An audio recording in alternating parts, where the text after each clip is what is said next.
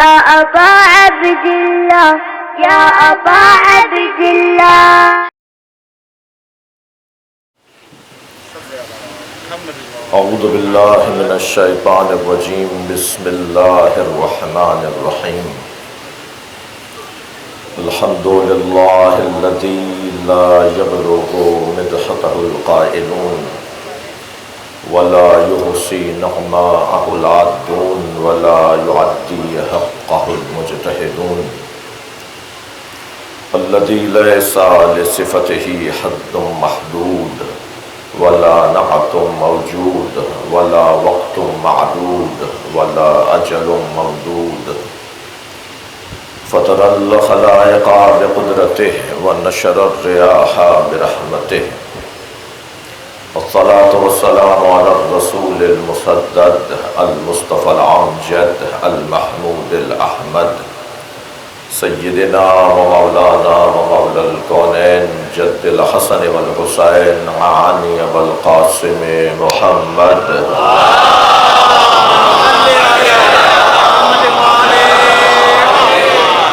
وآلہ الطیبین الطاہرین المعصومین الذین قال اللہ انما یرید اللہ لیذہب عنکم الرجس اہل البیت وَيُطَهِّرَكُمْ تَطْهِيرًا.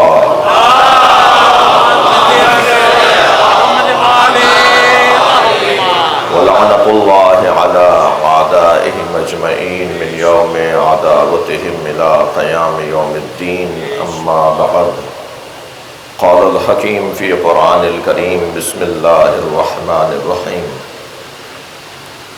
وَإِذَا ابْتَلَىٰ إِبْرَاهِيمَ رَبُّهُ بِكَلِمَاتٍ فَأَتَمَّهُنَّ قَالَ إِنِّي جَاعِلُكَ لِلنَّاسِ إِمَامًا قَالَ وَمِنْ ذُرِّيَّتِي قَالَ لَا يَنَالُ عَهْدِيَ الظَّالِمِينَ.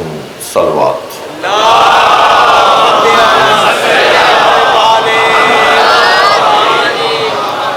سورہ مبارکہ بقرہ کی 124ویں آیت اپنے مضمون کا آغاز اور تمہیدی بیان سے گزرنے کے لیے آپ کی توجہات کا سہارا چاہوں گا. اللہ حضرت ابراہیم سے متعلق جو اللہ کے نبی ہیں اور ان کا اعزازی عہدہ وہ اللہ کے خلیل ہیں، وہ اللہ کے دوست ہیں، بہت بڑا اعزاز ہے. اور وہ جو اللہ کا دوست ہو یعنی جب چاہے جو چاہے بات کرے، اور دوست کی بات ہو رہی ہے، یہ نہیں کہ یہاں سے جو چاہے کہہ دیں، نہیں، وہاں سے بھی جو چاہا کہا گیا اور یہاں سے بھی جو چاہیں کہہ دیں. خلیل، خلعت رکھنے والی ذات، تنہائی میں باتیں کرنے والی ذات، رازدارانہ گفتگو کرنے والی ذات. مگر عزیزو، حسن یہ ہے کہ ابراہیم تمام تر عظمتوں کے بعد خلیل ہے. ہم جس مصطفیٰ کے دروازے پر بیٹھے ہیں وہ حبیب ہے. صلوات پڑھیں ذرا محمد والے.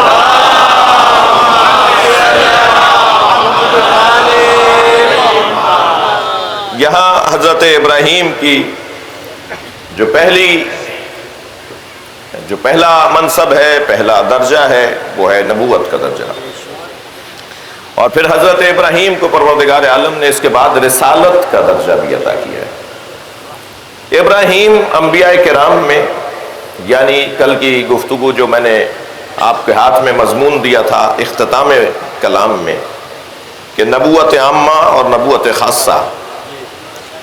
ایک مرتبہ جب ہم نبوت کی گفتگو کریں گے، اور سب مسلمان اس موضوع سے آشنا ہیں، وہ کسی بھی مسلک اور مکتب دین دھرم کا ہو، وہ بھی کسی بھی فقہ اور کسی بھی مسلکی عنوان سے اپنی زندگی گزارتا ہو، مگر نبوت کی بحث میں ہم سب مشترک ہیں.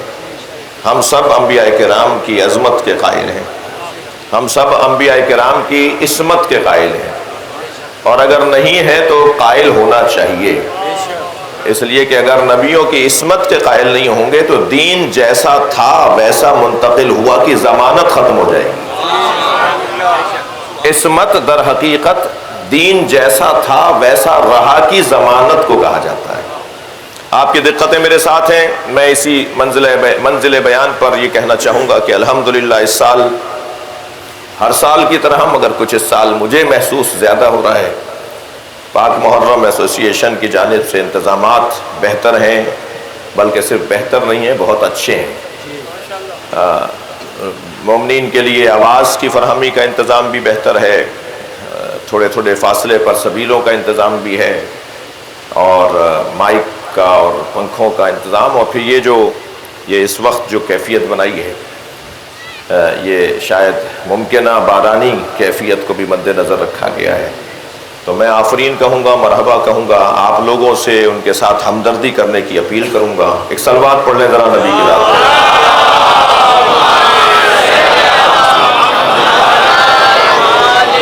اس سے بہتر اور بلند صلوات پڑھ لیں۔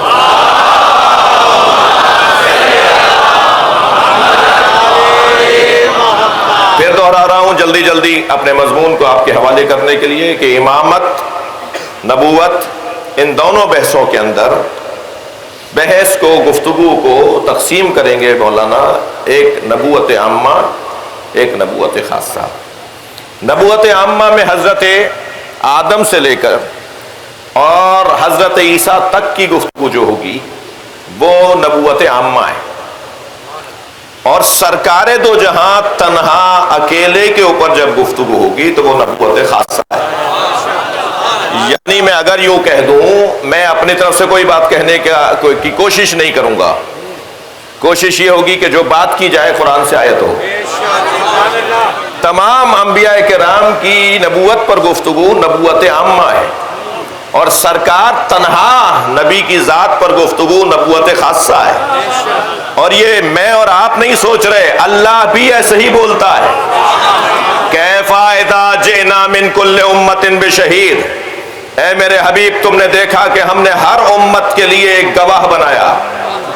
اللہ نے نبی کو گواہ کے طور پر بھی لیا ہے، جو آ کر امت کو سمجھا رہا ہے، جو آ کر امت کی ہدایت کر رہا ہے، وہ اسی امت پر گواہ بھی ہے۔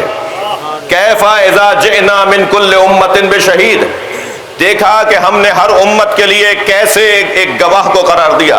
اب سرکار یہاں تک ہر امت کے لیے، من کل امت، ہر امت کے لیے ہم نے گواہ بنایا، یہ نبوت عامہ ہے۔ ہر امت، آپ ذرا امتوں کے لسٹ تو بنائیے، شاید 10 صفحے تیار کر لیں آپ کہ فلاں امت تھی، فلاں امت تھی، ان سب کو اللہ نے ایک اتنے سے جملے میں بول دیا۔ اسی کو کہتے ہیں نبوت عامہ۔ ساری نبوتوں کو، ساری امتوں کو ایک جملے میں اللہ نے بول دیا، کیف اذا جئنا من کل امت بشہید وجئنا بک، اور اے میرے حبیب ہم نے آپ کو بھیجا سارے نبیوں کو ایک طرف، وجئنا بک علی ہؤلاء شہیدا، اور اے میرے حبیب آپ کو ہم نے ان سارے گواہوں اور نبیوں پر نبی بنا کر بھیجا۔ صلوات پڑھیں ذرا محمد و آل محمد۔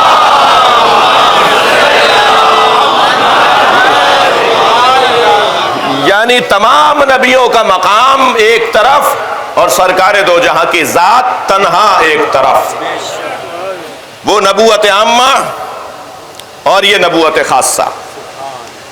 اچھا، کیا صرف اتنا کہہ دینا ہی عامہ اور خاصہ میں بحث کو تقسیم کر دے گا، یا نہیں کوئی بات ہے؟ یعنی وہ جو سارے کمالات 1,23,999 پیغمبروں کے پاس تھے، تھکے تو نہیں آپ حضرات؟ 1,23,999 پیغمبروں کے پاس جو سارے کمالات تھے وہ اللہ نے اس سے زیادہ سجا کر اکیلے نبی کو عطا کیے ہیں۔ جی سنی شیعہ مجمع ہے، نشتر پارک کی مجلس ہے، یہاں ویسے بھی بات وہی ہوا کرتی ہے کہ جو بات مشترکہ ہو، اور مشترکہ بات کیا کم پڑ گئی ہے کہ جو مختلفہ بات کی جائے، اور اگر مختلفہ بات کرنی ہے تو اسے مشترکہ بنانے کے لیے کرنی ہے۔ ہدف اور مقصد یہ ہے کہ اس کو کسی طرح منتقل کیا جائے بات کو انتہائی معقول انداز سے۔ جو سارے نبیوں کے اللہ نے کمالات رکھے، کچھ مشترکہ تھے، کچھ کمالات مشترکہ تھے. مثلا کچھ نبیوں کو اللہ نے رسول بھی بنایا ہے، صاحب شریعت بھی بنایا ہے، یہ مشترکہ کمالات نہیں ہیں. لیکن ہر نبی کو اللہ نے معصوم بنایا ہے، یہ مشترکہ ہے. ہر نبی کا بنیادی جو اس کا مقام ہے، جو اس کی صفت ہے، وہ یہ ہے کہ اسے معصوم ہونا چاہیے. اچھا، جب کہہ دیا جائے کہ حضرت آدم نبی ہیں، حضرت مثلا عزیر نبی ہیں، حضرت دانیال نبی ہیں، تو پھر یہ کہنا ضروری نہیں ہے کہ وہ معصوم ہیں. جب نبی کہہ دیا تو خود بخود معصوم ہیں. ایک صاحب ہمارے ساتھ آئے، کسی نے پوچھا یہ کون ہے؟ ہم نے کہا جی یہ پروفیسر صاحب ہیں. تو دوسرے کی آواز آئی انہوں نے میٹرک پڑھی ہے. بھائی جب وہ پروفیسر ہے تو یہ بات کرنے کی ضرورت ہی نہیں ہے. اب ان پر سوال نہیں ہوگا، تمہاری عقل پر سوال ہوگا. جب کہہ رہے ہیں کہ یہ نبی ہیں تو یہ پوچھ کیوں رہے یہ معصوم بھی ہیں؟ وہ تو خود بخود معصوم ہے. نبی ہیں تو خود بخود معصوم ہے. وہ جو تمام تر انبیاء کرام کے ہاں کمالات ہیں وہ مشترکہ ہیں، اور کچھ اچھا ان مشترکہ کمالات میں بھی میں کل کی مجلس میں آپ سے یہ بات کہہ چکا ہوں کہ کچھ بنیادی عقائد کی طرف گفتگو آج اس عشرے میں کرنے کا ارادہ ہے. وہ جو مشترکہ کمالات ہیں ان میں ایک مسئلہ عصمت ہے. عصمت کا کیا مطلب ہے؟ توجہ. عصمت یعنی جن سے گناہ ہو ہی نہیں سکتا. عصمت یعنی جو گناہ کر ہی نہیں سکتے. عصمت یعنی جو گناہ نہیں کرتے. یہ الفاظ ہیں جو معصوم کے لیے بولے جاتے ہیں، معصوم نبی کے لیے بولے جاتے ہیں. ہم اس وقت نبوت کی گفتگو میں ہیں. جب کہا جاتا ہے کہ وہ گناہ کر ہی نہیں سکتے تو کچھ زیادہ سمجھدار لوگ گفتگو شروع کر دیتے ہیں پھر، اور پھر وہ یہ کہتے ہیں کہ جب وہ گناہ کر ہی نہیں سکتے تو پھر ان کا کمال کیا ہے؟ یعنی آپ یہ کہنا چاہ رہے ہیں کہ ان کے اندر گناہ کرنے کی صلاحیت ہی نہیں ہے. جب ان میں گناہ کرنے کی صلاحیت ہی نہیں ہے اور وہ اس کی وجہ سے گناہ کر ہی نہیں سکتے تو پھر ان کا کمال کیا ہے؟ تو میں ان بچوں کو سمجھانے کی کوشش کروں گا، اگرچہ بعض ان میں بڑے ہوتے ہیں مگر ذہنی طور پہ یہ بچہ ہونے کی دلیل ہے. تو میں ان بچوں کو سمجھانے کی، صلوات پڑھ لیں ذرا محمد و آلہ.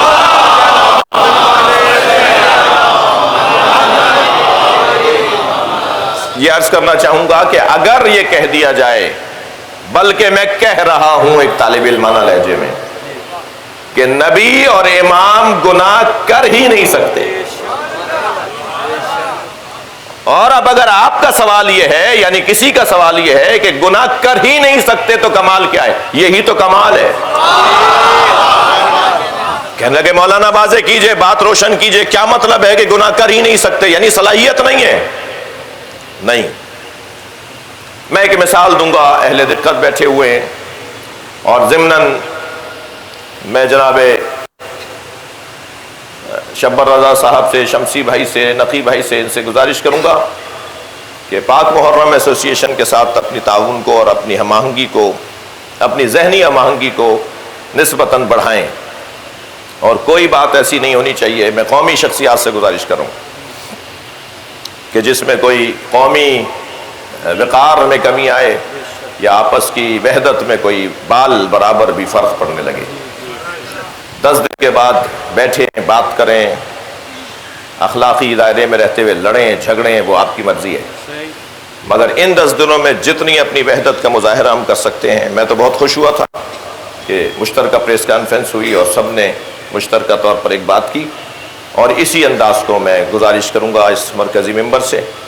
اور یہاں کی مضبوطی صرف کراچی کی مضبوطی نہیں ہے، بلکہ یہاں کی مضبوطی پورے پاکستان کی مضبوطی ہے. تو آپ یہاں جتنا مضبوطی کے ساتھ آگے بڑھیں گے، میں کسی پہ کوئی تنقید نہیں کر رہا، لیکن ایک ایسے ہی نصیحت کر رہا ہوں. ایک بلند تر صلوات پڑھ لیجیے.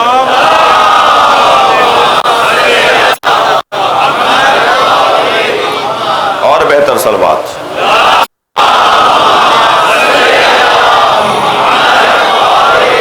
میری بات اگر پسند آئی ہے تو بہتر صلوات ہدیہ کریں.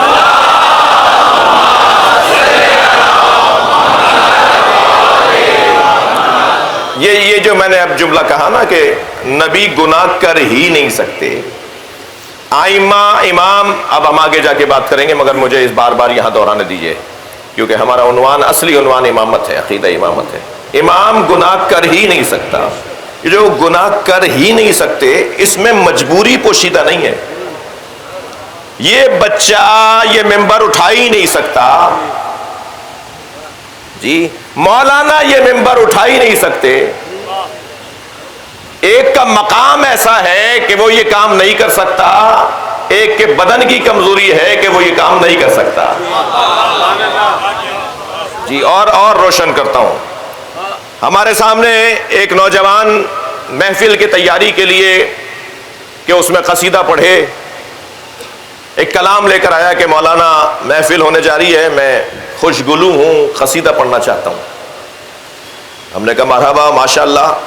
کلام انہوں نے ہمیں دکھایا کہ یہ کلام پڑھنا چاہتا ہوں۔ اب جو کلام ہم نے پڑھنا شروع کیا تو 10 شعروں پر مشتمل ایک کلام، اور ہر شعر کی بحر علیحدہ، اور ہر شعر کے اوزان علیحدہ، اور بعض اوقات تو قافیے حرف روی کی صورت میں، اور الفاظ کے استعمال اور بندش الفاظ میں انتہائی غیر ہنری پائی جا رہی تھی۔ یعنی شعر ایک بے مشکل سے اس کے اندر نکلا جسے میں شعر کہہ سکوں۔ تو میں نے ایسے ہی الجھ کر کہا کہ بیٹا یہ کس کا کلام ہے؟ کہنے لگا یہ جوش ملی آبادی کا ہے۔ تو جیسے ہی اس نے کہا نا یہ جوش ملی آبادی کا ہے، تو میں نے بے ساختہ کہا جوش ایسا کلام کہہ ہی نہیں سکتے، جوش ایسا کلام کہہ ہی نہیں سکتے۔ یہ اس لیے کہا جا رہا ہے کہ جو ادب کے کمال پر فائز ہو، جو شاعروں کا استاد ہو، جس کے آگے الفاظ ہاتھ باندھے کھڑے ہوں، اگر اس سے منسوب کوئی کلام دکھا کے جو بھونڈا کلام ہو کہا جائے کہ جوش کا کلام ہے، تو جواب یہ آئے گا کہ جوش ایسا کلام کہہ ہی نہیں سکتا۔ یہ جوش کی مجبوری پر دلیل نہیں ہے، جوش کے ہنرمندی پر دلیل ہے۔ جب ہم کہتے ہیں کہ نبی اور امام گناہ کر ہی نہیں سکتے، یہ ان کی مجبوری کی دلیل نہیں ہے، گناہ ان پر اتنا روشن ہے کہ وہ ایسا کر ہی نہیں سکتے۔ صلوات پڑھیں محمد و آل محمد۔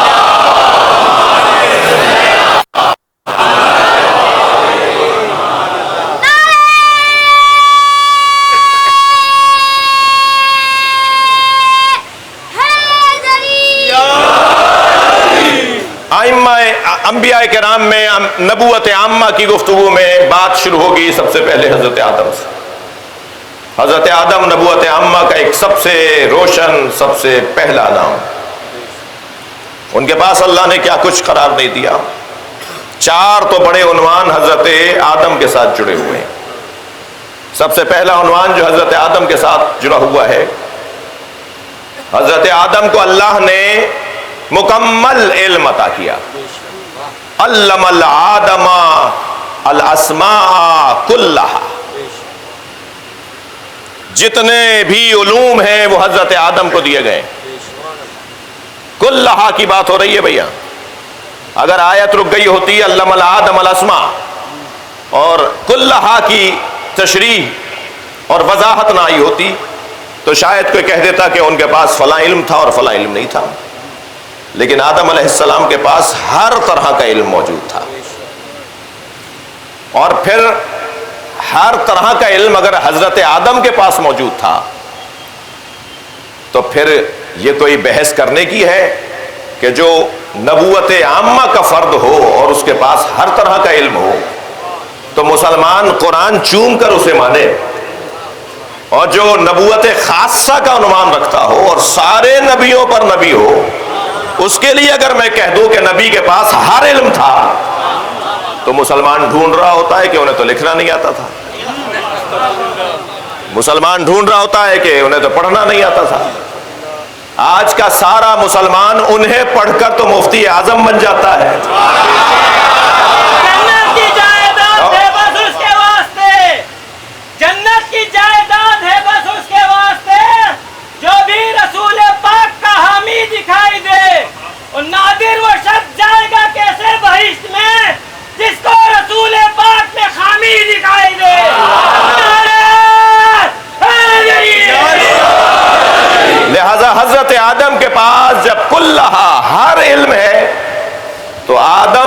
السلام کو فرشتوں نے سجدہ ہی اس لیے کیا تھا، سنگین بات کرنے جا رہا ہوں، اللہ کرے منتقل ہو جائے، حضرت آدم علیہ السلام کو فرشتوں نے سجدہ ہی اس لیے کیا تھا کہ آدم کی پیشانی میں نور مصطفیٰ تھا۔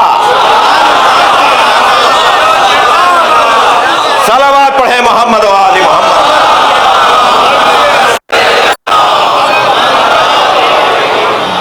ابھی میں منزل نبوت شناسی کی منزل سے گزر رہا ہوں۔ حضرت آدم تمام تر عظمتوں کے بعد اس عنوان سے کہ علم الآدم الاسماء کلہا، اس عنوان سے جتنا اسے بار بار سجا کر سمجھا کر آپ بولیں گے، اتنا ہی علم مصطفیٰ روشن ہوتا چلا جائے گا، سرکار کی عظمت روشن ہوتی چلی جائے گی۔ اور پھر یہ بھی حدیث مبارکہ آپ کو ہدیہ کرنے جا رہا ہوں، اور اس کے ضمن میں دو مصرے بھی میرے اپنے کہے ہوئے آپ کو سنانا چاہوں گا۔ حضرت آدم ہیں اور علیہ السلام ہیں، علیہ الصلاۃ ہیں۔ حضرت آدم تمام تر عظمتوں کے حامل ہیں، مگر یاد رہے کہ حضرت آدم 1,24,000 نبیوں میں ایک ہیں۔ اللہ نے تو سارے نبیوں کو سرکار دو جہاں کے نور سے نہیں، آپ کے نور کے پسینے سے بنایا ہے۔ جی یہ حدیث میں نے آپ کو سنا دی ہے، امام جعفر صادق علیہ السلام فرماتے ہیں،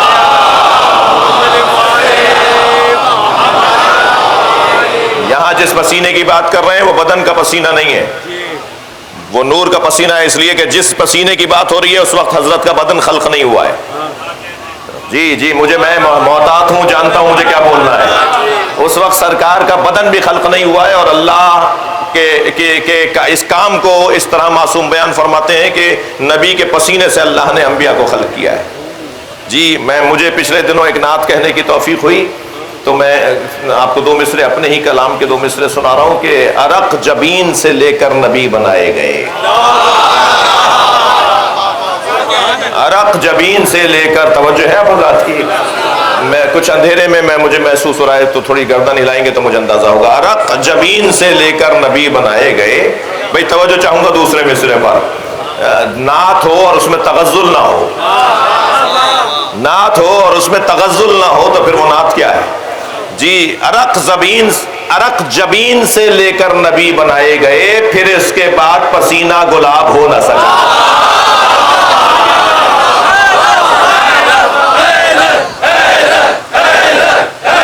بلندتر صلوات پڑھیں گے نبی کے ساتھ۔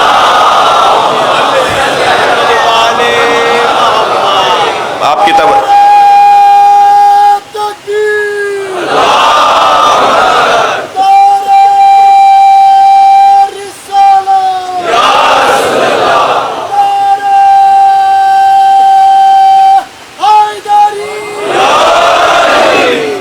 بلندتر صلوات۔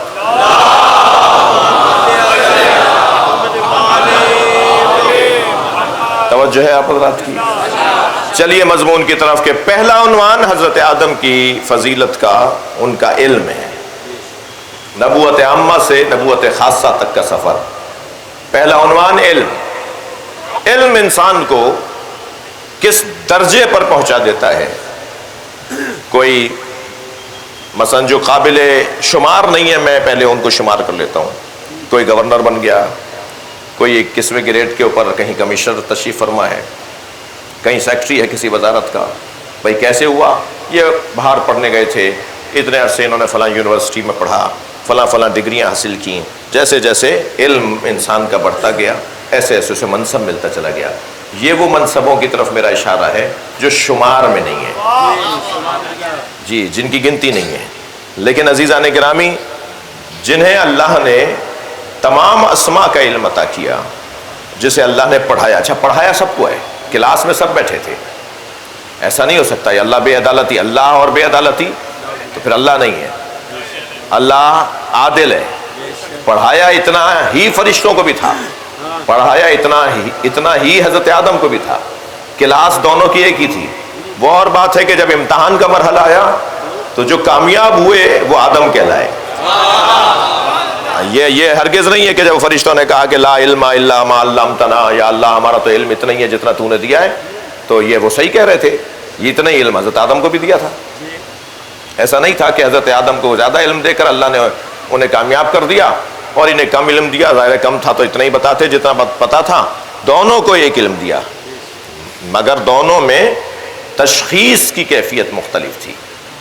جی جواب اچھا دے پائے حضرت آدم, اور جواب حضرت آدم اچھا جب دے پائے تو حضرت آدم کو مسجود قرار دیا.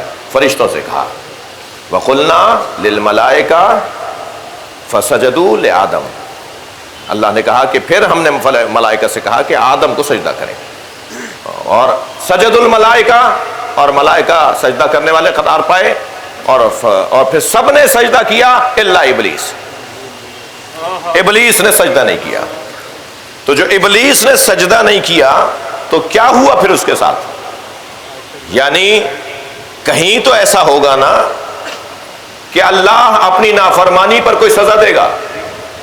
اللہ نے نافرمانوں کو معافی کا رستہ تو بہت دیا ہے, مگر کوئی جگہ ایسی ہے کہ جہاں نافرمانی کی گنجائش نہیں ہے.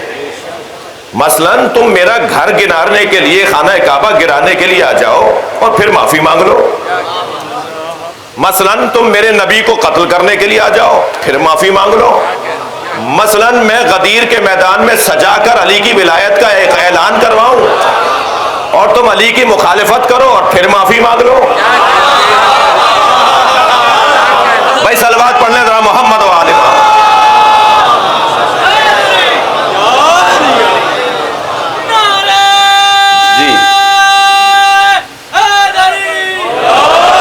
جی یہ کیا ہوگا؟ یہ ہمیشہ ایسا نہیں ہوگا. اللہ نے خانہ کعبہ پر پتھر برسانے والوں کو کیا معاف کر دیا, نظر انداز کر دیا؟ جی جو خانہ کعبہ کو ڈھانے کے لیے آئے تھے, ہاتھیوں کو لے کر آئے تھے, جی اتنا بڑا جانور لے کر آؤ گے, ہم اتنے سے جانور سے ماریں گے. خبردار وسائل پہ نہ جانا, اللہ پہ توکل تمہاری مدد کرے گا. اتنے قوی ہیکل جانوروں کو معمولی کنکریوں نے زخمی کر دیا, اور ان پرندوں نے جب کنکریاں چھوڑی تو کسی کی کنکری خطا نہیں کر رہی تھی, اس لیے کہ اللہ کی طرف سے بھیجے گئے تھے. اللہ کی طرف سے پرندہ بھی بھیجا جائے تو غلطی نہیں کرتا, نبی غلطی کیسے کریں گے؟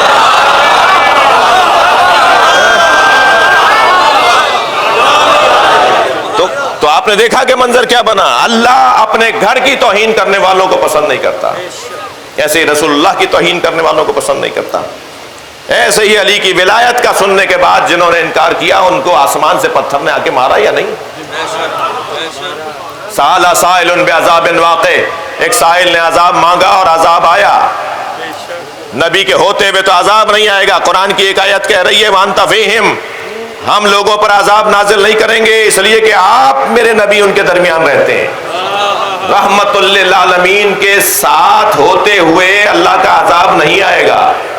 ایک قاعدہ. دوسری آواز کہ ہم نے عذاب نازل کیا, یا اللہ یہ کیا ہو رہا ہے؟ تو دیکھو تو صحیح وہ کون ہے جس پہ عذاب ہے؟ وہ ہے جو مولا علی کی ولایت کا منکر ہے. لہذا جب کہا کہ آپ نے اپنی طرف سے کہا یا اللہ کی طرف سے, آپ نے فرمایا میں کوئی بات اپنی طرف سے نہیں کرتا, جو بات کرتا ہوں اللہ کی طرف سے کرتا ہوں. تو کہنے لگا کہ پھر اللہ ہی سے کہیے کہ مجھ پہ عذاب آ جائے. بغض علی کا بیمار ویسے بھی عذاب ہی مانگتا ہے. اور ایسا ہی ہوا کہ ایک پتھر نازل ہوا اور حارث ابن نعمان فہری اسی میدان غدیر میں اس پتھر کا شکار ہوا. تو حضرت آدم کا انکار نہیں, اللہ کا انکار ہو رہا ہے. جی اللہ کو نہیں مان رہا, اللہ کی بات کو نہیں مان رہا. یا ابلیس ما منعک ان تسجد لما خلقت بیدی, اے ابلیس بتا. اب بلا لیا, عدالت لگ گئی, بلا لیا ابلیس کو. نبوت عامہ پر گفتگو ہے, جہاں ہمارا سفر جائے گا نبوت خاصہ یعنی امامت کی طرف. اے ابلیس اسے سجدہ کرنے سے تجھے کس نے روکا جسے میں نے اپنے دونوں ہاتھوں سے بنایا ہے؟ سبحان اللہ. جی دونوں ہاتھوں سے اللہ نے بنایا ہے. اللہ کے دو ہاتھ ہیں, تک تو نہیں رہے. میرا ایک ہاتھ تو الٹا ہے, میرا ایک ہاتھ تو الٹا ہے. اللہ کے دو ہاتھ ہیں. اللہ کے دو ہاتھ ہیں یعنی اللہ کی طاقت مکمل ہے. اللہ کے دو ہاتھ ہیں یعنی وہ قدرت مطلقہ رکھتا ہے, بیٹا تم سے یہ پنکھا نہیں اٹھ رہا، دونوں ہاتھوں سے اٹھاؤ. فلاں پانی کی بھری بالٹی تم سے نہیں اٹھ رہی، ایک ہاتھ سے اٹھا رہے ہو، نہیں اٹھ رہی، دونوں ہاتھوں سے اٹھاؤ. یہ ہم بھی محاورتاً کہتے ہیں کہ دونوں ہاتھوں سے اٹھاؤ، یعنی تو پوری طاقت سے اٹھاؤ. 2 ہاتھ یعنی مکمل طاقت. ورنہ تصور نہیں ہے کہ ایک سیدھا اور ایک الٹا. اللہ تو اللہ ہے، کوئی علی کو سمجھ لے تو اللہ سمجھ میں آ جائے. میرے مولا علی علیہ السلام کے دونوں ہاتھ سیدھے. جلدی میں کہہ گیا اس لیے آپ نے لطف نہیں لیا. میرے معصوم امام الٹے ہاتھ سے کھانا کھا رہے تھے، سیدھے ہاتھ سے تکیہ لگائے ہوئے تھے. حشام نے دیکھا تو انہیں سمجھ میں نہیں آیا، امام صادق کے گھر کی طرف جانے لگے. ابو بصیر گھر سے نکل رہے تھے. ابو بصیر نے پوچھا حشام کیا بات ہے؟ کا منظر دیکھ کر آ رہا ہوں، جعفر صادق کے فرزند موسیٰ کاظم الٹے ہاتھ سے کھانا کھا رہے ہیں، سیدھے ہاتھ سے تکیہ لگائے ہوئے ہیں. تو ابو بصیر نے بے ساختہ کہا اس میں پریشانی کی کیا بات ہے، امام کے دونوں ہاتھ سیدھے ہوتے ہیں. میرے مولا علی فرماتے ہیں کلتا الیدین یمین، اللہ کے دونوں ہاتھ سیدھے ہیں. اس لیے کہ الٹے ہاتھ کی ضرورت مجھے اور آپ کو تو ہو سکتی ہے، انہیں نہیں ہو سکتی جن کے ہاتھ میں نامہ عمل الٹے ہاتھ میں دیا جائے. اور الٹے ہاتھ کا فلسفہ ازالہ نجاست ہے. نجاست کو دور کرنے کے لیے اللہ نے الٹا ہاتھ بنایا ہے. اور جن کے ہاں طہارت باطنی بھی ہو اور طہارت ظاہری بھی ہو، وہاں الٹے ہاتھ کا فلسفہ بنتا ہی نہیں ہے. ہاں اب اگر ہاتھ ہیں دو تو دونوں سیدھے ہاتھ ہیں. اللہ کے بارے میں مولا علی فرماتے ہیں، جو قرآن میں اللہ نے کہا نا کہ اللہ نے اپنے دونوں ہاتھوں سے بنایا ہے، تو مولا علی کی حدیث ہے، مولا فرماتے ہیں کلتا الیدین یمین، اللہ کے دونوں ہاتھ سیدھے ہیں. جسے اللہ نے دونوں ہاتھوں سے بنایا، مکمل طاقت سے بنایا، ابلیس نے اس کا سجدہ نہیں کیا. تو حضرت آدم کا دوسرا امتیاز، بہت جلدی گزار رہا ہوں، دوسرا امتیاز حضرت آدم کا، حضرت آدم مسجود ملائکہ ہے. ملک ایک صلاحیت اور توانائی کو کہا جاتا ہے. اللہ کی جانب سے جو توانائیاں اور صلاحیتیں تقسیم کی گئی ہیں اور تعمیر کی گئی ہیں اور تاسیس کی گئی ہیں، ان ساری صلاحیتوں کو حضرت آدم کے آگے اللہ نے جھکا دیا ہے. تمام تر شعبہ تدبیر کائنات حضرت آدم کے سامنے جھکائے گئے. یہ مسجود ملائکہ ہیں. حضرت آدم کی زندگی عزیزان گرامی توبہ اور استغفار پر مشتمل زندگی. لا تقربا هذه الشجرہ، اس شجر کے قریب نہ جانا. مبارک مجمع کچھ سننے آیا ہے، اس منزل بیان پر تھوڑی سی توجہ میں اور زیادہ مضاف اور زیادہ توجہ چاہوں گا. لا تقربا هذه الشجرہ، اس درخت کے قریب تم دونوں نہ جانا. جی اچھا بیٹا پنکھے کو ہاتھ نہیں لگانا. مثال دے رہا ہوں بھائی، پنکھے کو نہیں دیکھیں، کوئی نہیں لگا رہا. بیٹا پنکھے کو ہاتھ نہیں لگانا. اس کا مطلب ہمارا یہ تھا نا کہ اس بچے کو کوئی تکلیف نہ ہو، لیکن اگر اس کی جگہ کوئی اور اس کو گھما کر صحیح رخ پہ کر دے تو مطلب پورا ہو گیا. حضرت آدم درخت کے قریب نہ جاتے، کوئی لا کے پھل کھلا دیتا. تو حضرت آدم کو تو درخت سے روکا تک گیا تھا نا. بھائی میں درخت کے قریب کب گیا؟ تو نے کب کہا تھا کہ پھل نہیں کھانا؟ تو نے تو کہا تھا درخت کے قریب نہ جانا. تو میں درخت کے قریب نہیں گیا، فرشتے موجود تھے، فرشتے تھے نا جبھی تو سجدے کی بحث ہو چکی. کوئی بھائی وہاں پر شیطان بھی تھا، اور عجیب جنت ہے جس میں شیطان بھی تھا. بھائی جنت ہے یہ جس میں سے نکالا جا رہا ہے. تو میرے بچوں جوانوں یہی اسی مرحلے پہ جان لو کہ یہ وہ جنت نہیں ہے کہ جس میں اعمال گزارنے کے بعد داخلہ ملے گا. یہاں جنت لغوی اعتبار سے جنت ہے، خوشگوار ماحول، خوش چشم ماحول، جہاں جس جگہ کو دیکھ کر اچھا لگے اسے جنت کہا جاتا ہے. جنت جن، جنین، مجنون کے خاندان کا لفظ ہے. علمی گفتگو سننے والے توجہ کریں. مجنون، جن، جنت، جنین ماں کے شکم میں چھپا ہوا بچہ جنین. مجنون جس کی عقل چھپ جائے. جنت جو پھولوں سے، پودوں سے، ہریالی سے، سبزے سے زمین چھپ جائے اسے جنت کہا جاتا ہے. ایک ایسی جگہ تھی کہ جو پھولوں سے اور پودوں سے سجی ہوئی جگہ تھی.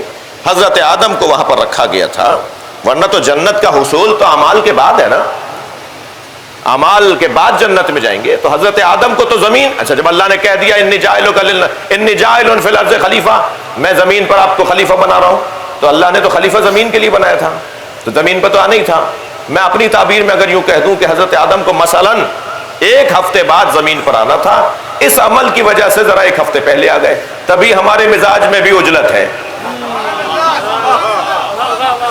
بھائی صلوات پڑھ لیں محمد و آل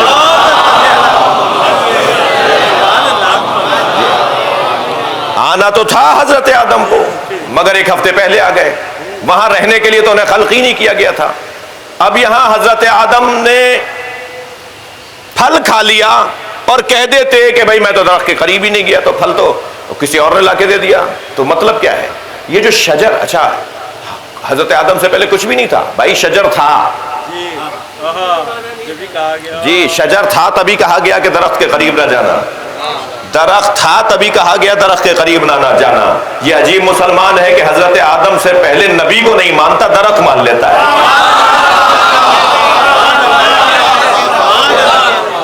ہمارے نبی نہیں تھے حضرت آدم، صلوات پڑھیں محمد و آل محمد۔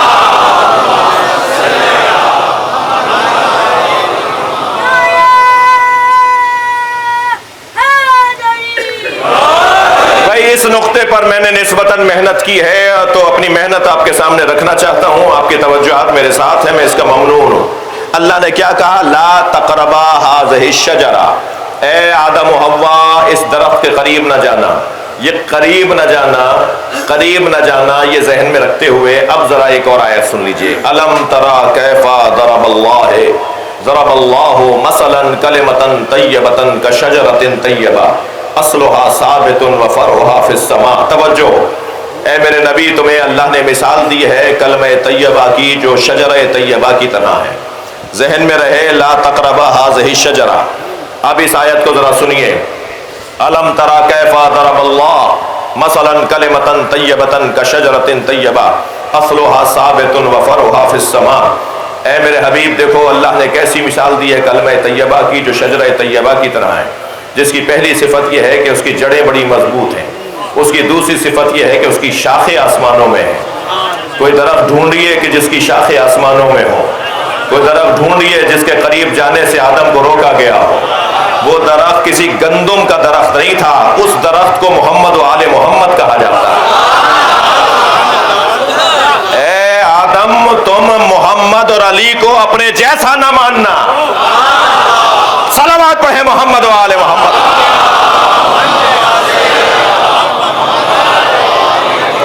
اگر تم نے محمد اور علی کو اپنے قریب نہ جانا، یعنی انہیں اپنے جیسا نہ بولنا، جو انہیں حضرت آدم اپنے جیسا نہ کہہ سکیں۔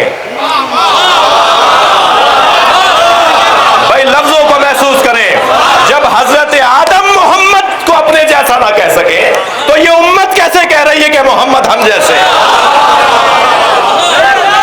سوال ہی ان کے جواب کا، بیکار ہے سوال ہی ان کے جواب کا، وہ مجسمہ ہے کرم بے حساب کا، اور دنیا ممکنات میں سب کچھ صحیح لیکن ہم سے کوئی نہیں ہے رسالت محبت۔ بھائی توجہ چاہوں گا، یہ شجر یعنی شجرہ طیبہ، دونوں آیتیں نہ پڑھی ہوتی تو شاید کوئی مجھے مجلس کے بعد روک لیتا۔ مولانا ایک بات آپ آیت سے کر رہے ہیں، ایک حدیث سے کر رہے ہیں، اب ہمیں کیا پتا حدیث کیسی ہے۔ ایک آیت کہہ رہی ہے کہ آدم درخت کے قریب نہ جاؤ، دوسری آیت کہہ رہی ہے کہ شجرہ طیبہ وہ ہے جس کی جڑیں بڑی مضبوط ہیں اور شاخیں آسمانوں میں ہیں۔ کوئی درخت ہے جس کی شاخیں آسمانوں میں ہیں، اگر آمادہ ہے تو جملہ سنیں، کوئی درخت دیکھا آپ نے جس کی شاخیں آسمانوں میں جاتی ہوں؟ اچھا چلیں اور میں اپنی بات کو روشن کر دیتا ہوں۔ اس کے بعد والی آیت تؤتی اکلہا کل حین باذن ربہا، یہ شجرہ طیبہ وہ ہے جو ہر موسم میں پھل دیتا ہے۔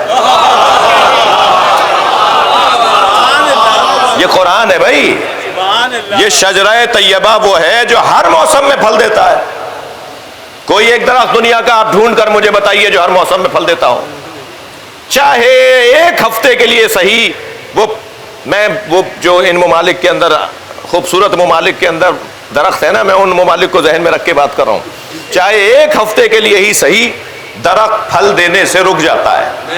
قرآن تو کہہ رہا ہے کہ یہ ایسا درخت ہے جو ہمیشہ پھل دیتا ہے، تو اس کا مطلب یہ مادی درخت نہیں ہے، ڈھونڈ کے بھی آ جائیں گے تو نہیں ملے گا۔ یہ کوئی ایسا درخت ہے کہ جو جیل میں بھی ہو تو رہائیاں دلوا رہا ہوتا ہے۔ یہ کوئی ایسا درخت ہے جو فاقے بھی ہو تو بانٹ رہا ہوتا ہے۔ یہ کوئی ایسا درخت ہے جو یہاں رہ کے وہاں والوں کو کھلا رہا ہوتا ہے۔ وَيُطْعِمُونَ الطَّعَامَ عَلَىٰ حُبِّهِ مِسْكِينًا يَتِيمًا وَأَسِيرًا، کوئی ایسا گھرانہ بھی ہے جو فرشتوں کے لیے روٹیاں بھیجتا ہو، جو یہاں سے روٹیاں وہاں جاتی ہوں، یہ اس درخت کی بات ہو رہی ہے۔ اور اسی درخت کے لیے اللہ کہہ رہا ہے تُؤْتِي أُكُلَهَا كُلَّ حِينٍ بِإِذْنِ رَبِّهَا، یہ ایک ایسا درخت ہے جو ہر موسم میں پھل دیتا ہے۔ جی یہ موسم کی بنیاد پہ پھل نہیں دیتا، بلکہ پھل دیتا ہے۔ جی اور جس کا پھل زیادہ، جو پھلدار ہو، بارآور ہو، اس کی شاخیں جھکتی ہیں، آسمانوں کی طرف نہیں جاتی، مگر آسمانوں کی طرف جانا بتا رہا ہے۔ زمین میں جڑیں مضبوط، شاخیں آسمانوں میں، یہ قرآن ہے نا۔ تو جو یہاں سے بھی جڑا ہو اور وہاں سے بھی جڑا ہو، اسی کو تو وسیلہ کہا جاتا ہے۔ جس کا تعلق یہاں سے گہرا ہو، جس کی شاخیں وہاں پر جڑی ہوئی ہوں، اسی کو وسیلہ کہتے ہیں۔ وسیلہ دو طرفوں سے جڑے ہوئے وجود کو کہا جاتا ہے۔ جس دروازے پر میں اور آپ اس شوق کے ساتھ بیٹھے ہیں، ہم سنی شیعہ اس لیے بیٹھے ہیں کہ ہمیں پتا ہے کہ یہ یہاں ہیں مگر وہاں کے ہیں، لہذا یہاں کی حاجتیں وہاں پہنچانا بھی انہی کا کام ہے، اور وہاں کی رحمتیں، برکتیں اور رزق اتارنا بھی انہی کا کام ہے۔ یعنی اللہ جب اپنا رزق دیتا ہے تو ان کے ذریعے دیتا ہے، ہم اپنی حاجتیں دیتے ہیں تو انہی کے ذریعے دیتے ہیں۔ اللہ اپنا رزق اتارنے کے لیے، کیا قرآن کی آیات رزق نہیں ہے؟ کیا کلام الہی رزق نہیں ہے؟ تو اللہ کا رزق جب وہاں سے ان کے ذریعے آتا ہے، تو اگر میں نے اپنی حاجتیں ان کے سامنے رکھ دی تو یہ شرک کیسے ہے؟ ڈائریکٹ اللہ سے بات کیجئے، ڈائریکٹ اللہ سے بات کیجئے۔ جس اللہ سے ڈائریکٹ بات کرنے کی بات کر رہے ہیں، وہی اللہ تمہیں رستہ بتا رہا ہے۔ اور میں ان بچوں سے کہہ رہا ہوں، آپ کو اگر کوئی مل جائے نا جو کہے ہمیں اللہ کافی ہے، ہمیں کسی وسیلے کی ضرورت نہیں ہے، آپ پہلا جواب تو اسے دیا کریں، اپنا چہرہ ذرا آئینے میں جا کے دیکھو، اس قابل بھی ہو؟ یہاں بڑے بڑے اولیاء نبی کے دروازے پر کھڑے نظر آئے، یہاں بڑے بڑے انبیاء نبی مکرم کے دروازے پہ کھڑے نظر آئے۔ یہاں آج کا مسلمان جسے طہارت بھی کرنا نہیں آتی، وہ کہتا ہے ہمیں اللہ کافی ہے۔ سسٹم توڑ رہے ہو تم، اللہ کا بنایا ہوا نظام توڑ رہے ہو۔ مگر ان مجلسوں کی برکتیں یہ ہے کہ اس عقیدے کو اور اس نظریے کو سالمیت کے ساتھ گزارتا رہے، اور یہی شاید آپ کا اور میرا جہاد ہے۔ اپنی بات کیجئے معقول انداز سے اور انتہائی مدلل انداز سے، جو ذہنوں میں بھی اترے، جو خیالوں کو بھی روشنی عطا کرے۔ اور اس پیغام کو مضبوط بنانے کا نام کربلا ہے۔ 2 محرم ہے، چلیے اس سے پہلے کہ امام کربلا پہنچیں، ہم کربلا چلتے ہیں۔ آج 2 محرم کو فرزند رسول کا قافلہ کربلا پہنچا ہے۔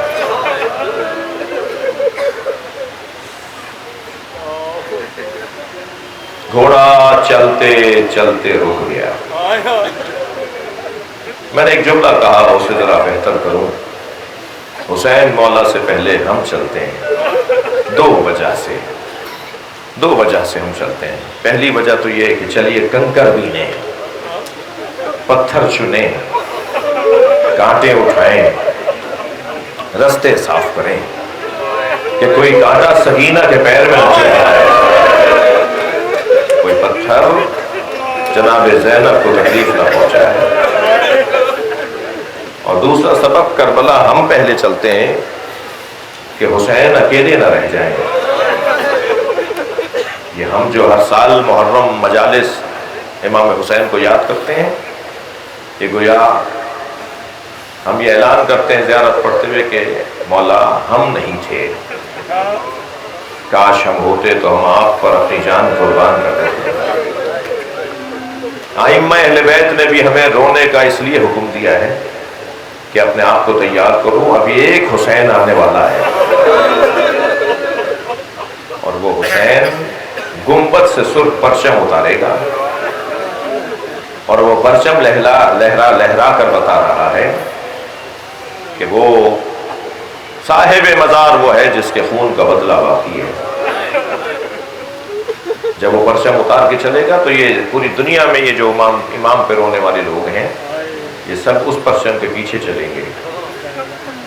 پھر یزید بنا میں یزید کے فلاں کا بیٹا اور فلاں کا پوتا تھا، اس سے بدلہ نہیں ہوگا، بلکہ یزید کی وجہ سے جو نظام بنا اس نظام کا توڑ اس کا بدلہ ہوگا۔ پھر ظالم سے بدلہ نہیں، ظلم سے بدلہ ہوگا، ظلم کا خاتمہ ہوگا، اجر و عدل و انصاف سے زمانہ پر ہوگا۔ یہ نتیجہ ہے اس آنے والے حسین کے انتقام کا۔ چلیے کربلا چلیں۔ زلجنا رک گیا، امام نے شفقت سے اس کے گردن پہ ہاتھ پھیرا، فرمایا تو کبھی میرے حکم سے ہاتھ نہیں اٹھاتا۔ امام کبھی اسے چابک مارتے نہیں تھے، بس فرماتے تھے تیز چل تو یہ تیز چلتا تھا، رک جا تو رک جاتا تھا، فرماتے تھے میں اترنا چاہ رہا ہوں تو یہ اترنے کا ماحول بناتا تھا، حتیٰ کبھی کبھی گھٹنے ٹیک دیتا تھا تاکہ امام آسانی سے اتر آئے، امام کے پیر زمین تک آ جائیں، رکاب میں رکھنے نہ پڑے۔ یہ بڑا باوفا امام کا گھوڑا ہے، نبی کی سواری ہے۔ پسر سعد نے اسے تیر مارنے سے روک دیا تھا، اپنے لوگوں سے کہا تھا اسے کوئی تیر نہ مارے۔ امام کی شہادت کے بعد کہا اس کو کوئی تیر نہ مارے، میں نے بچپن میں نبی کو اس پہ بیٹھے دیکھا ہے، میں اسے تبرک کے طور پہ اپنے پاس رکھوں گا۔ ذوالجناح کو بہت سے لوگوں نے چاہا امام کی شہادت کے بعد کہ پکڑیں، مگر یہ کسی کے ہاتھ میں نہیں آتا تھا، اور یہ یا فرات میں ڈوب گیا یا صحراؤں میں دوڑ گیا، یا بعض تین باتیں ہیں، یا یہ اس نے اپنے امام کے برابر میں اپنی جان دے دی۔ لیکن وہ جو روایت ہے نا کہ جس میں ہے کہ امام جب ظہور فرمائیں گے تو ذوالجناح پہ بیٹھ کے آئیں گے، وہ پھر سمجھ میں آتا ہے کہ یہ اللہ کی مصلحت کی خاطر یہ کہیں غائب کیا گیا ہے، اللہ نے اسے غیبت میں رکھا ہے، غائب کیا ہے، جب امام آئیں گے جب لے کر آئیں گے اس کو۔ جی بہت سمجھدار تھا، جانتا تھا کہ سکینہ کھڑی ہے، جانتا تھا کہ جناب رباب اس کے قریب آ رہی ہے۔ جس میدان میں انسانوں نے حسین کا ساتھ نہیں دیا، اس میدان میں اس جانور نے امام حسین کا ساتھ دیا، اس گھوڑے نے امام حسین کا ساتھ دیا۔ جب آیا ہے نا، میں ایک بڑا سخت جملہ مجھے میرے ذہن میں آ رہا ہے، آپ کی آنکھوں میں آنسو ہیں۔ کوئی نہیں تھا کربلا میں جو آ کے بتاتا کہ حسین مارے گئے ہیں، عباس نہر کے کنارے سو رہے ہیں، علی اکبر کے سینے میں برچھی لگ چکی ہے، قاسم کا لاشا پامال ہو چکا ہے، کہیں دیکھیں تو حبیب کا لاشا ہے، کہیں دیکھیں تو زہیر سوئے ہوئے ہیں۔ اب کوئی بھی تو نہیں ہے جو آ کر بچیوں کو بیویوں کو سہارا دے، فرصہ دے۔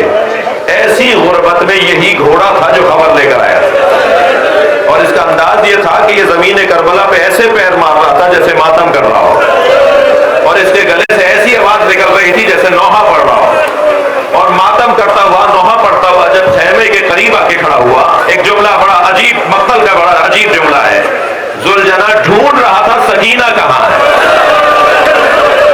بڑا پیار ہے بیٹیوں کو باپ سے، بیٹیاں بھی باپ سے بڑی رغبت رکھتی ہیں۔ یہ اسی خیمے پہ جا کے کھڑا ہوا جس میں جناب سکینہ تھی، اور جب خیمے کے اندر بیوی کو احساس ہوا نا کہ گھوڑا آیا ہے بابا کا، اور بابا کو لے کر گیا تھا، تو آپ سوچ سکتے ہیں کتنی جلدی باہر آئی ہوں گی، لیکن جب باہر آئی تو کیا دیکھا، زین ڈھلکی ہوئی ہے، رکابیں کٹی ہوئی ہیں، لگام زمین پہ خط بنا رہی ہے، گھوڑا اکیلا گردن جھکائے کھڑا ہے، گھوڑے کی پشت پہ اس کا مالک واپس نہیں آیا ہے۔ ایسے میں بچوں کے کیا حال ہوتے ہیں وہ اوروں کے بچے ہوں گے. یہ فاطمہ کی پوتی ہے کہ ایک مرتبہ انتہائی وقار کے ساتھ قدم اٹھائے, گھوڑے کے قریب آ کے کھڑی ہوئی, گھوڑے نے گردن جھکائی تو اس کی گردن پہ ہاتھ رکھ کر بس نحیف سی کانپتی ہوئی آواز میں, دکھ بھرے لہجے میں بس ایک ہی جملہ کہا, مجھے اتنا بتا دے پانی پلا کر مارا یا جواد ابھی ہل سقیا ابھی ام قتلا شانا. اے بابا کے گھوڑے مجھے اتنا بتا دے پانی پلا کر مارا یا پیاسا مار دیا. یہ گھوڑا چلتے چلتے کربلا میں رک گیا. امام کو بڑا تعجب ہوا, اے ذوالجناح تو نے کبھی میرے حکم سے سرتابی نہیں کی. گھوڑا بار بار زمین کربلا کی خاک کو سونگھتا ہے. اتنی دیر میں کچھ فاصلے پہ آباد مکانات میں سے لوگ نکلنا شروع ہوئے. بڑا قافلہ تھا امام کا. آہستہ آہستہ لوگ قریب آنے لگے. فرمایا عباس ان میں جو معمر لوگ ہیں, جو بزرگ لوگ ہیں, ان سے پوچھو اس زمین کا نام کیا ہے. تو نام مختلف بتائے گئے. کسی نے ماریا بتایا, کسی نے نینوا بتایا, اور امام ہر نام پر فرماتے تھے کوئی اور نام بھی ہے اس کا, اس خطے کو, اس زمین کو کیا کہتے ہیں. نام مختلف رہے, مگر ایک ضعیف العمر انسان جس کے ہاتھ میں عصا تھا بہت ہی آہستہ آہستہ قریب آیا اور امام کے قریب آ کے کہنے لگا, اے زہرا کے لال آگے چلے جاؤ, کسی اور جگہ خیمے لگا لو. امام نے فرمایا آپ میرا ادب کر رہے ہیں, آپ میرا احترام کر رہے ہیں, مجھے بس اتنا بتائیں کہ اس کا نام کیا ہے. تو انہوں نے کہا حسین ہاذا کربلا, یہ حسین کربلا ہے. جیسے امام حسین نے سنا نا یہ کربلا ہے, حضرت عباس قریبی کھڑے تھے. عباس پتہ کرو یہ زمین کس کی ملکیت میں ہے, یہی تو جگہ ہے ہماری, اسی کو تو میں ڈھونڈتا ہوا آیا ہوں. خیمے لگائے گئے, جگہ خریدی گئی, اور جتنی بڑی جگہ امام حسین نے اس وقت خریدی تھی, آج حرم امام حسین کربلا, حرم امام حسین اس اصلی جگہ کو دوبارہ سے خرید رہا ہے تاکہ اصلی جگہ کو محفوظ کر لیا جائے جو جگہ حسین مولا کی ملکیت ہے. اور پھر خیمے لگے, 2 محرم کو خیمے لگے. میرے مولا امام حسین اس بیابان میں تنہا جانے لگے. کسی نے روکا تو فرمایا مجھے جانے دو, مگر دور سے جناب زینب نے دیکھا کہ بھائی تنہا ہے تو پیغام بھیجا کہ کیا مجھے اجازت ہے کہ میں بھائی کے قریب آ جاؤں. جب امام نے اجازت دی تو بیوی اپنے بھائی کے برابر میں آ کے کھڑی ہوئی. اب حسین اور زینب شریکت الحسین ہیں. اس پورے مارکے میں زینب اور حسین ہی کا تو معاملہ ہے. اقبال کہتے ہیں حدیث عشق دو وابست کربلا و دمشق, یکے حسین رقم کر دی کرے زینب. یہ پورا واقعہ یا حسین نے لکھا ہے یا زینب نے لکھا ہے. اب دونوں بہن بھائی, آخری جملے کہہ رہا ہوں, دونوں بہن بھائی کھڑے ہیں, گفتگو ہو رہی ہے. جناب زینب سے فرمایا زینب ذرا غور سے دیکھو, یہ جگہ جو نظر آ رہی ہے یہاں میرا علی اکبر گھوڑے سے گرے گا, اور وہ جگہ جو نظر آ رہی ہے زینب وہاں میرے قاسم کو پامال کیا جائے گا, اور وہ جو نہر کے کنارے کی جگہ ہے وہاں میرے عباس کو شہید کیا جائے گا. اجر و کمال اللہ, اجر و کمال اللہ. بس آخری جملہ کہہ رہا ہوں. اور پھر بیوی کا ہاتھ پکڑا اور ایک نشیب میں لے کر آ گئے. کربلا کا نشیبی علاقہ اور جگہ ہے جہاں لے کر آئے, اور فرمایا اسے ذرا غور سے دیکھو, میں یہاں گھوڑے سے گروں گا, مجھ پہ گھوڑے دوڑائے جائیں گے, اہل بیت یہاں اسیر بنائے جائیں گے. اللہ لعنت اللہ علی قوم الظالمین. یا اللہ ان آوازوں پر رحمت نازل فرما, رونے والوں کی توفیقات میں اضافہ فرما, ہماری عاقبت کو خیر فرما, امام زمانہ کے ظہور میں تعجیل فرما. اللہم صل علی محمد و آل محمد.